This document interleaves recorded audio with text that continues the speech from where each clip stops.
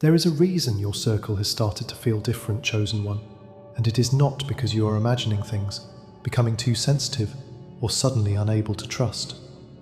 God is changing your circle for a reason. The distance you feel in certain friendships, the strange energy in conversations that once felt easy, the inconsistency from people who used to seem loyal, and the quiet discomfort that has been growing in relationships you once called safe, are not random shifts. They are signals. They are the beginning of exposure. They are the evidence that God is touching your environment, because your next season cannot be carried by the same people who were attached to your last one. You may have been grieving this lately, asking why certain friendships are fading, why people you once felt close to now seem cold, distracted, competitive, or hard to read. But what feels like loss is not always punishment. Sometimes it is divine clearing. Sometimes God removes before He replaces. Sometimes He empties a room before He fills it with the right voices. He is not taking people away to leave you lonely. He is making room for healthier alignment, deeper peace, and connections that are built on truth instead of convenience. So before we go deeper, receive this word for yourself. Subscribe if this message confirms what your spirit has already been sensing. Like this video so more chosen ones can find it, and comment, "God is changing my circle," because this is not the season to cling to false loyalty out of fear. This is the season to let God expose what was hidden, remove what was draining you, and prepare you for the kind of circle that will protect your peace instead of disturbing it. And once you understand that, it becomes easier to see why fake friends often hide behind familiarity rather than appearing as obvious enemies. Very rarely does false friendship arrive wearing its true face. It does not usually announce itself with open betrayal on the first day. More often, it wraps itself in shared history, inside jokes, routine contact, emotional familiarity, and the comfort of having simply been there for a long time. That is why so many chosen ones miss it at first. They confuse length of access with depth of loyalty. They assume someone is safe because they are familiar. They assume someone is genuine because they know their story, their habits, their wounds, or their past. But time does not always equal covenant. Proximity does not always equal purity. Just because someone has been around you does not mean they have been for you. Some people remain close not because they honor your purpose, but because they benefit from your presence. They like the access, the information, the emotional energy, the comfort, the convenience, or the role they get to play in your life. They are comfortable as long as your growth stays manageable, your calling stays quiet, and your healing does not require them to change the way they relate to you. But the moment God starts lifting you into something deeper, exposing your value more clearly, sharpening your discernment, or restoring your confidence, the truth begins to leak through the cracks. What once felt normal starts to feel slightly off. A joke lands wrong, a reaction feels delayed, a compliment feels forced, a silence feels loaded. A lack of support during an important moment suddenly says more than 1,000 encouraging words ever did. This is how exposure often begins, not with dramatic betrayal, but with subtle misalignment that your spirit can no longer ignore. Fake friends often reveal themselves slowly through patterns that were always there, but easier to excuse when you were less healed. You may begin noticing hidden competition where you once assumed harmless comparison. You may notice that they celebrate you only when your success stays smaller than theirs, or that they become strangely cold when something good begins opening in your life. You may see dismissiveness disguised as humor, passive resistance disguised as honesty, or absence disguised as busyness whenever you need real support. And because these things are subtle, the chosen one often spends too much time doubting their own perception. They tell themselves they are overthinking. They say maybe it is just stress, maybe it is just a misunderstanding, maybe they are expecting too much. But when God is opening your eyes, what once seemed easy to rationalize becomes impossible to overlook. The discomfort is not there to make you paranoid, it is there to make you honest. There is a major difference between suspicion and discernment. Suspicion looks for problems everywhere because it is fueled by fear. Discernment recognizes patterns because it is guided by truth. When God begins revealing false friendship, He often does it through pattern recognition. You start noticing that certain people enjoy access to your life more than they enjoy your well-being. They want updates but not accountability. They want closeness but not mutuality. They want your ear, your time, your encouragement, your loyalty. But when the moment comes to stand with you in truth, they become vague, unavailable, dismissive, or strategically silent. That is not always because they are openly malicious. Sometimes it is because they were only ever meant to be temporary, and your spirit is now mature enough to detect what your old need for familiarity once ignored. This is why chosen ones must stop idolizing shared history. History can be meaningful, but it can also keep you emotionally tied to relationships that no longer carry life. God does not preserve a connection just because it has memories. He measures by fruit. Does this person sharpen your peace or drain it? Do they honor your growth or subtly resent it? Do they respect your boundaries or get irritated when access changes? Do they tell the truth in love or manipulate with mood, distance, and inconsistency? These are the questions God begins placing in your spirit when He is exposing what familiarity once covered. And once your eyes start opening in that way, you begin to understand why God will disturb what is not truly aligned. One of the mercies of God is that He does not always let misaligned relationships remain comfortable forever. Before He removes certain people, He often allows disturbance to enter the connection. The conversation that used to flow easily begins to feel strained. The energy changes. There is more tension, more misunderstanding, more emotional distance, more silence, or a strange sense that something in the relationship is no longer resting in peace.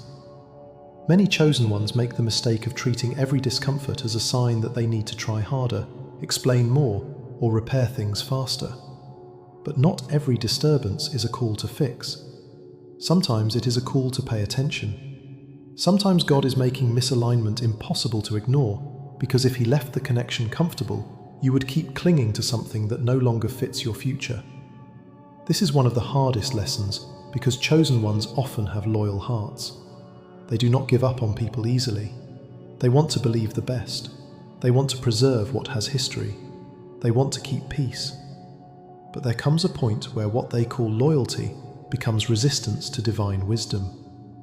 When God begins disturbing a relationship, it is often because hidden motives need room to surface. A friendship that could survive only under your old patterns will begin reacting to your growth. A connection built on convenience will begin straining when you stop being endlessly available. A relationship rooted in imbalance will begin feeling tense when your boundaries become clearer. God lets these things surface so you will stop romanticizing what is not aligned. He allows the awkwardness because the awkwardness is often mercy.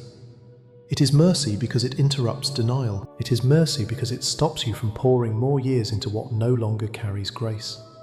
It is mercy because peace usually leaves before people do. When a relationship is not aligned with your next season, God often lets the inner ease disappear first. You may still be talking to the person. You may still technically be connected.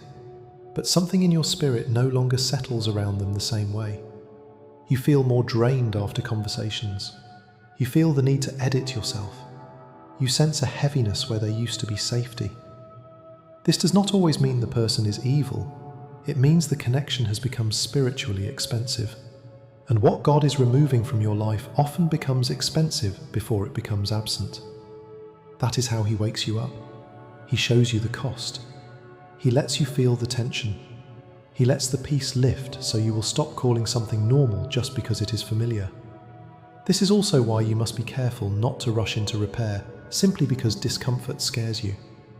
Not every silence needs to be broken. Not every tension needs to be smoothed over. Not every relational disturbance is meant to be solved by another conversation. Some things are not unresolved because you failed to communicate. Some things are unresolved because the relationship has reached its limit in your life, and God is using discomfort to detach you from what no longer belongs. The chosen one must learn the difference between a relationship that is stretching in a healthy way and one that is straining because grace has lifted. Healthy stretching leads to maturity, truth, and deeper peace after honest conversation. Misaligned strain leads to confusion, exhaustion, repeated imbalance, and the quiet erosion of trust. God does not disturb what is aligned just to torment you. When He allows repeated unrest, it is often because something deeper is being revealed. He is showing you that peace is a compass. If peace consistently leaves a connection, especially as you heal, grow, and obey God more deeply, you should not ignore that signal. Peace is not always loud, but its absence can become undeniable. And that realization leads to another truth many chosen ones need in order to move forward, which is that some people were assigned to your past, not your future. Not every person who walked with you in one chapter was designed to walk with you into the next. Some people were real for a season, helpful in a moment, meaningful in a particular stage, but not built for the road ahead. The pain comes when you try to carry old relationships into new spaces where they no longer belong. God may be calling you higher, deeper, cleaner, wiser, holier, or more focused, while some people around you remain attached to old versions of you. They know the version that was more available, more wounded, more uncertain, more tolerant of dysfunction, more willing to stay silent, more likely to keep them comfortable. But as you grow, that version begins to disappear, and suddenly the relationship feels harder to maintain. That does not always mean either person is evil. It means the assignment has changed. Some people were assigned to your healing season, but not your leadership season. Some were assigned to your breaking season, but not your rebuilding season. Some were assigned to your hidden season, but not your revealing season.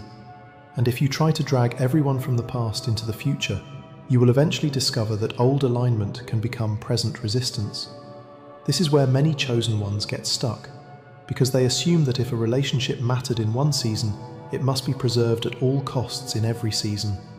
But God works by timing as much as by truth. A person can be part of your story without being part of your destination. A friendship can be real and still be seasonal. The pain of outgrowing relationships is that growth changes the structure. What once fit no longer fits. What once flowed now feels forced. What once felt natural now requires shrinking, explaining, overextending, or revisiting old patterns just to keep the bond alive. And that is how you know the relationship is tied to your past identity more than your future calling. Certain friendships can only survive if you stay small, accessible in the old way, emotionally available on demand, or familiar enough that your evolution never challenges their comfort. The moment you begin changing, they begin cracking. You set a boundary and they become offended. You grow quieter and they call you distant. You become more focused and they say you have changed. You stop overgiving and suddenly the connection loses warmth. That response reveals something important. It shows that the relationship was not built to honor your becoming. It was built to preserve your old shape. And God loves you too much to let your future be handcuffed to relationships that require self-betrayal in order to survive. This is why separation can feel both painful and holy at the same time. Painful because there were real memories, real moments, real emotional ties. Holy because God is not just ending something, He is repositioning you. He is refusing to let your next season be crowded by people who cannot recognize the person you are becoming unless you return to the version He delivered you from. Chosen ones must learn not to mourn every ending as though it were failure. Sometimes a friendship fades because its assignment is complete. Sometimes a connection becomes strained because it was built for a version of you that no longer exists. Sometimes the most loving thing God can do is let relationships crack when your growth begins, because the crack reveals what the bond was actually holding together. If it can only remain intact while you stay wounded, overly available, and spiritually smaller than you really are, then it was never aligned with your future. Your future requires people who can recognize you in transformation, not only in familiarity. It requires people who do not panic when you change, who do not resent your healing, who do not demand access to the old you in order to feel secure. And that is why God separates you from certain circles before the next season fully opens. He knows where He is taking you, and He knows which relationships can honor that road and which ones will quietly pressure you to turn back. So if some friendships are fading, becoming awkward, or falling away faster than you expected, do not assume God is abandoning you. He may be updating your environment to match your calling.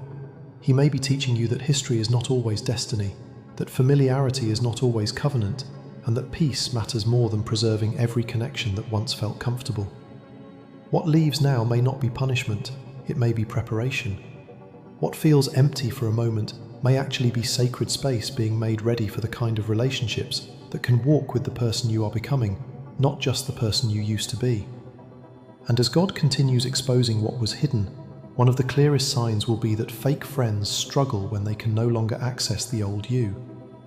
There was a version of you that certain people knew how to manage. They understood the version of you that overgave without being asked, the version that explained too much, forgave too fast, tolerated what should have been confronted, and kept offering access even when peace was being disturbed. They felt comfortable with the version of you that stayed slightly unsure of yourself, because insecurity makes people easier to guide, easier to guilt, and easier to keep in familiar patterns. But now something has changed. God is healing your instincts, sharpening your discernment, and strengthening your boundaries. And false friends feel that change even when you never announce it. They notice that you no longer rush to smooth over every awkward moment. They notice that you are less eager to chase people who pull away. They notice that you are no longer handing out explanations just to keep everyone comfortable. And because they were never truly connected to your soul, they begin reacting to the loss of access. This is why some people suddenly become cold when you become clear. This is why some become passive-aggressive when you become peaceful. This is why some act offended when you stop betraying yourself to keep the connection alive. They may frame your growth as distance, your boundaries as pride, your clarity as arrogance, or your quietness as rejection. But the truth underneath all of that is much simpler. They were attached to access, not alignment. They were loyal to the version of you that made their role easier, not the version of you that walks in truth. Once the access changes, their attitude changes. Once you stop feeding the old dynamic, they start revealing what was false. And this is important because many chosen ones make the mistake of taking that reaction personally. They assume they did something wrong because the relationship became strained when they got healthier. But the strain is often the evidence. Healthy people may need time to adjust, but false people react as though your healing has become a threat. They miss the old openings. They miss your over-availability. They miss your silence when they crossed lines. They miss the emotional version of you that could be steered by guilt, history, or subtle pressure. God lets you see this not to harden your heart, but to free your discernment. He wants you to understand that when someone's warmth depends on your weakness, that warmth was never safe. And once you see that clearly, it becomes easier to understand why God removes people who cannot go where you are going. Your next season needs a different environment. New levels of calling cannot grow in the same soil that kept you confused.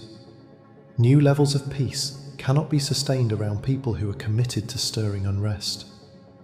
New levels of discipline cannot thrive around those who laugh at seriousness, mock consistency, or quietly tempt you back into distraction. New levels of favor cannot always be carried near people who smile in your face but inwardly resent your movement. And new levels of spiritual clarity cannot remain sharp in circles full of gossip, competition, emotional static, and hidden resistance. God removes certain people not only because of who they are, but because of where He is taking you. Some friendships would not merely stay neutral in the next season, they would become weight, they would become noise, they would become delay.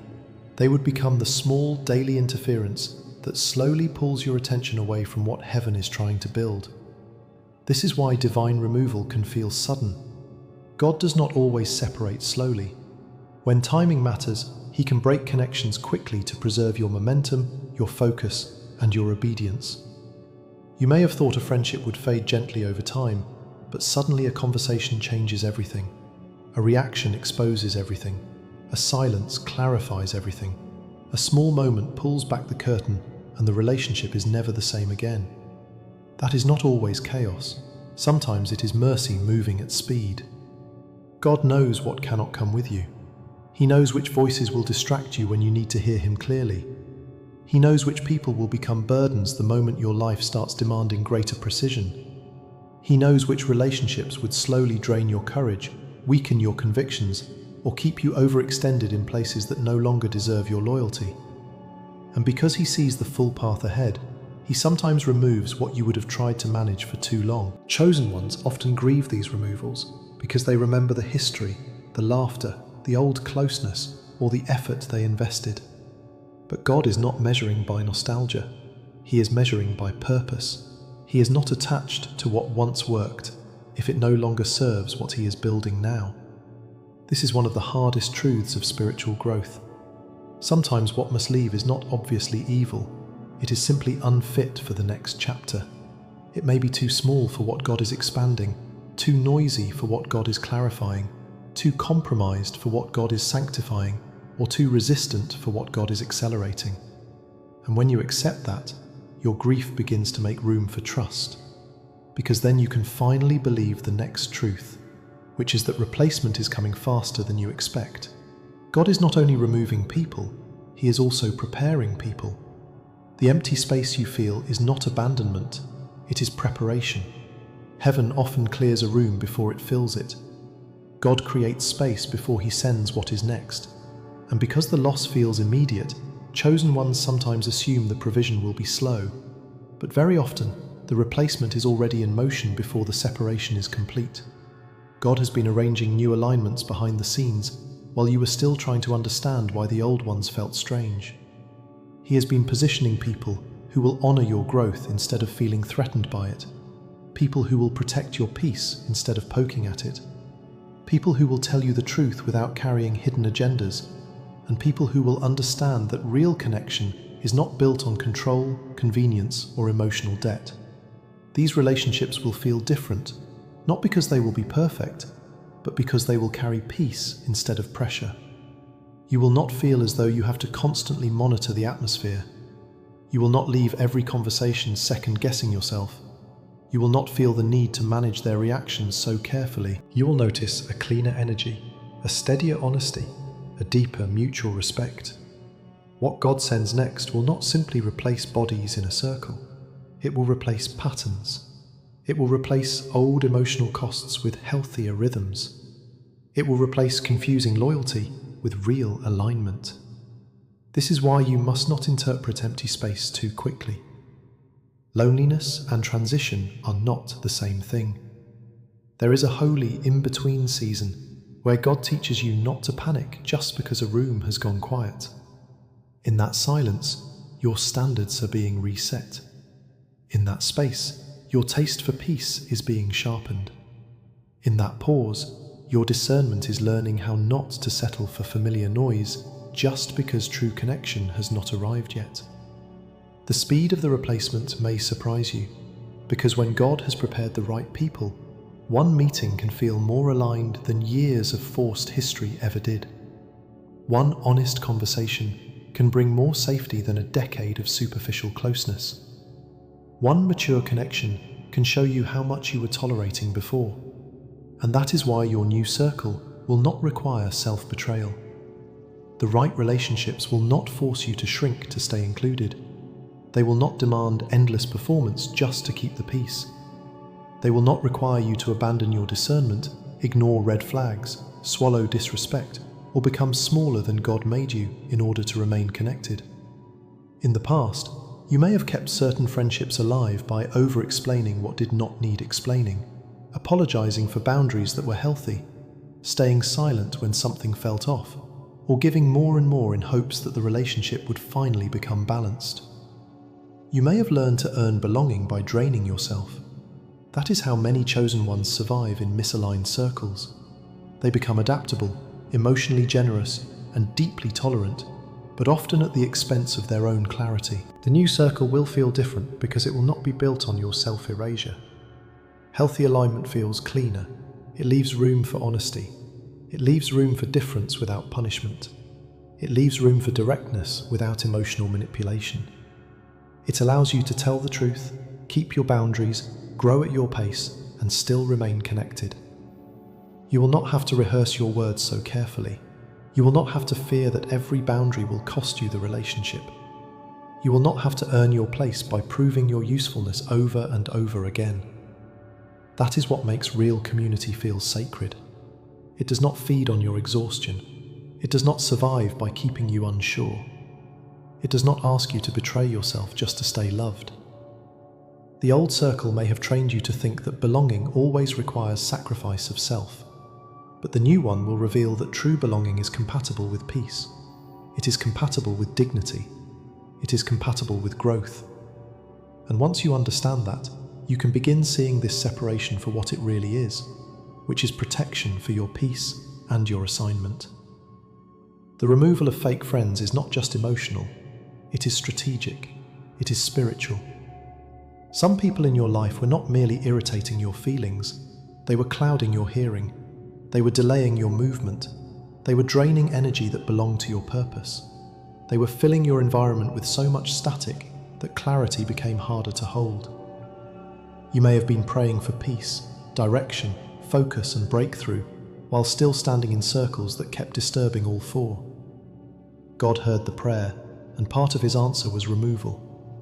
By taking certain people out, he is not simply protecting your emotions, he is protecting your calling, he is protecting your timing, he is protecting the inner atmosphere required for what comes next. There are seasons where one wrong voice can do more damage than one obvious enemy, because obvious enemies usually make you alert, while familiar voices can slowly reshape your inner world without you realizing it. A friend who constantly minimizes your convictions, subtly mocks your growth, gossips around you, feeds insecurity, or normalizes what God is calling you out of, can become a spiritual fog. You do not notice the damage all at once. You just gradually lose sharpness, lose peace, lose momentum, and start feeling strangely tired in places where God wanted you clear. Separation is sometimes the answer to prayers you have been praying for months.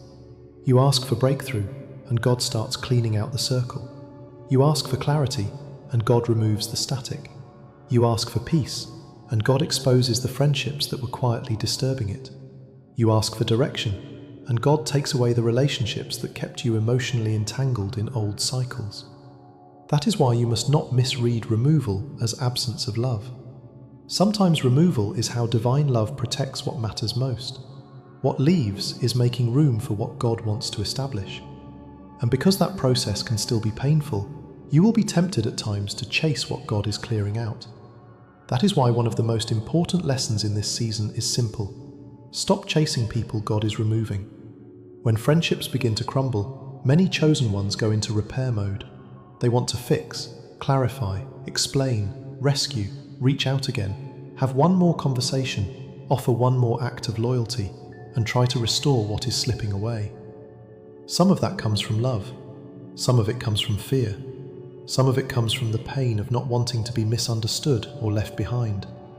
But if God is clearing someone out, chasing them can delay your healing and deepen your confusion. You cannot force grace back onto a relationship he has already marked for release.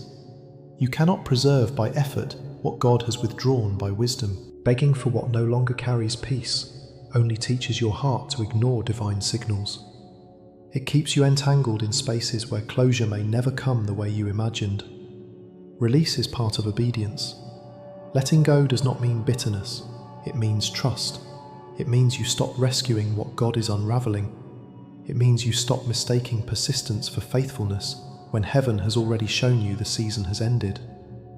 This can be difficult because chosen ones often want clean endings, clear explanations, and mutual understanding. But not every relationship will close neatly. Not every person will admit what they were carrying. Not every friendship will end with honesty. Sometimes your obedience is simply to stop reaching, to stop over-explaining, to stop trying to be enough for a connection that has already lost grace. Chasing people God is clearing out often comes from a deeper fear that if this leaves, nothing better will come. But that fear is exactly what God is healing. He wants you to trust him enough to release old doors without needing to know every detail about the new ones yet. That is how your hands stay open for what belongs. And what belongs is not a random collection of people. God is building a circle that matches your next season. Your future requires a new kind of community.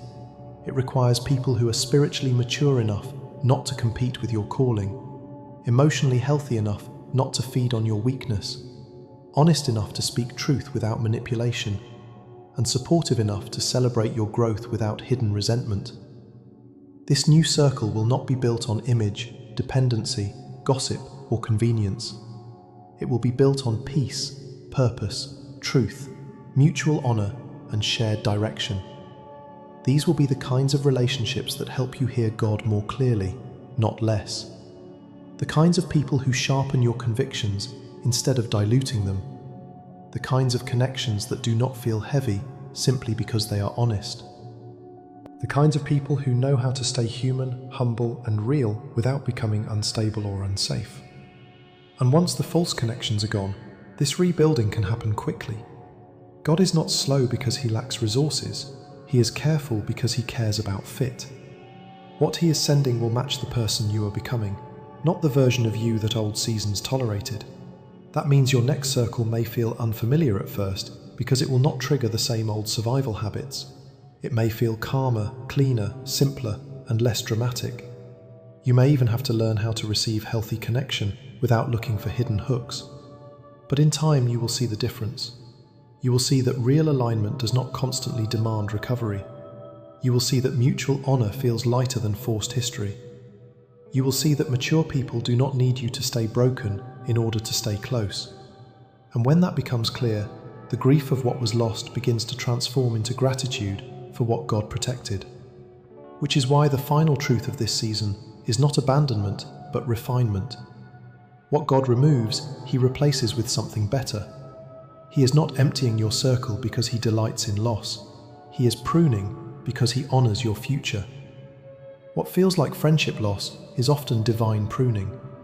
The false loyalty, the hidden envy, the draining dynamics, the connections built on access rather than covenant, all of it must go because it cannot coexist with your next level of peace, purpose, and protection. What is leaving was not strong enough, clean enough, or honest enough to continue into the future God is preparing. So do not grieve as someone without hope. Your circle is changing because your life is changing. Your environment is being updated to match your calling. The removal may feel fast, but speed does not mean recklessness when God is the one doing the cutting. He knows exactly who must leave and exactly who must arrive. He knows which voices were confusing you, which patterns were draining you, and which relationships were keeping you emotionally tied to a version of yourself that he has already called you beyond. The circle ahead will be healthier, wiser, safer, and more aligned than the one behind you. It will support your peace instead of draining it. It will honor your becoming instead of resisting it. It will make room for your obedience instead of pulling against it. So do not fear the fast removal. Do not run back to what he is clearing. Do not call it cruelty when it is actually protection. God is not reducing your life. He is refining your environment so that what he has planted in you can finally grow without being choked by the wrong company. And when the new circle arrives, you will understand that what felt like painful subtraction was actually sacred preparation for the kind of connection your next season has been waiting for.